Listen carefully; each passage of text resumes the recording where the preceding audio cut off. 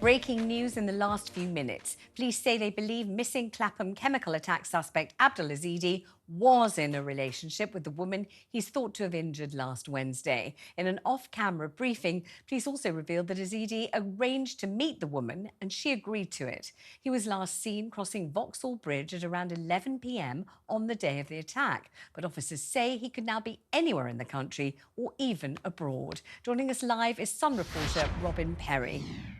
Hello, Robin. Welcome to the programme. And this really is a mystery, isn't it? Because the footage we saw of Abdul Ezedi, his face was melted. It looked so extreme. You thought, now, this is somebody who can't possibly escape detection. And we have more surveillance cameras here in London than any city in the world. So we thought that he would be found pretty quickly. Absolutely. I think everybody who saw those shocking pictures of his horrific injury to his own face thought that it would only be a matter of time. But we're approaching a week now since the attack, and there still seems to be no sign of him anywhere. And there has been speculation that he may have gone abroad, he may be older, he may even be dead. But it appears that a week on, there just seems to be no clue whatsoever about his location. And we're discovering, it seems, doesn't it, more about him every day because another woman has come forward, not the woman currently in hospital with these terrible life-changing injuries, but another woman to say that he sexually assaulted her, he was sexually inappropriate, and she thought that he should have been locked up long ago. Absolutely. Ever since it emerged towards the end of last week that he had a sexual offence conviction, we've been very keen to try and speak to the woman involved in that to get her opinion about this whole case. And I finally spoke to her yesterday, and unsurprisingly, she is incredibly angry. She remains traumatised by the attack that he committed on her in 2017. She was angry at the time that he didn't get sent to prison. She was further angry that he then later was granted asylum. And she's horrified now that this has all been brought back for her in the last week, seeing his face on the TV every day.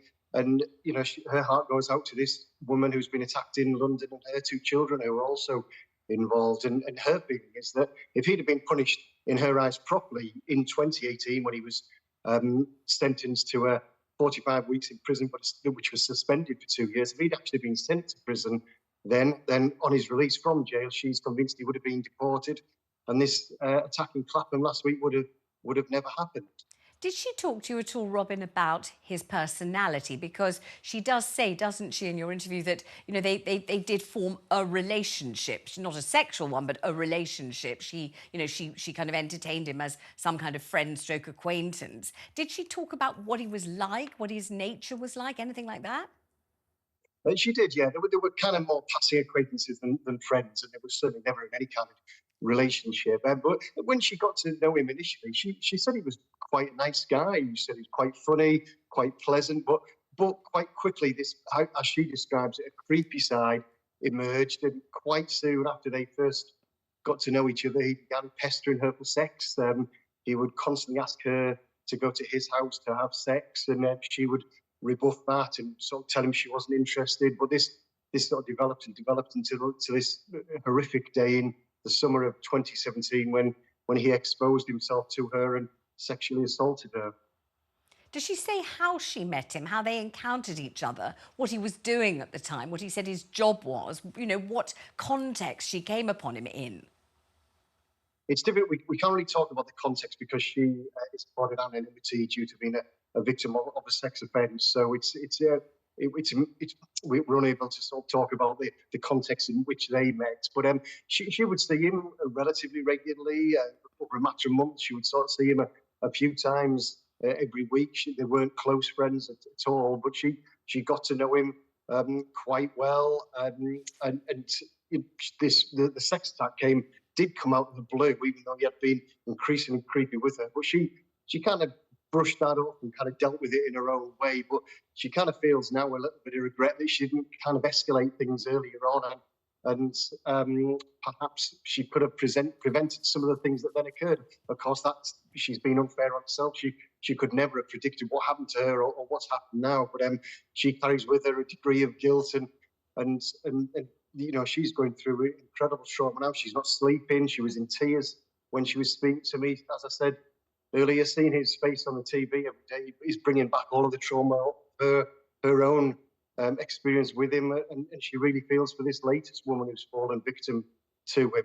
It's really impossible not to feel for her, isn't it, poor woman? And we've now been told in a very recent press briefing from the police that Ezedi was in a relationship with a woman now lying in hospital so desperately ill. It was a relationship. He'd obviously travelled down to settle some kind of score.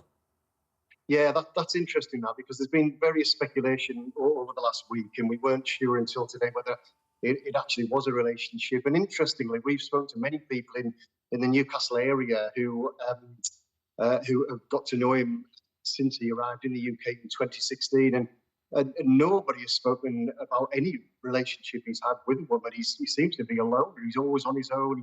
He's always lived on his own or in shared properties. And he's never seemed to have been in a relationship. So this relationship seems to have come out of the blue, and it's interesting that the police have actually confirmed that now, which does provide the explanation of what the connection between the two of them was. Absolutely. Thank you very much indeed for keeping us up to date with this breaking story. We appreciate it.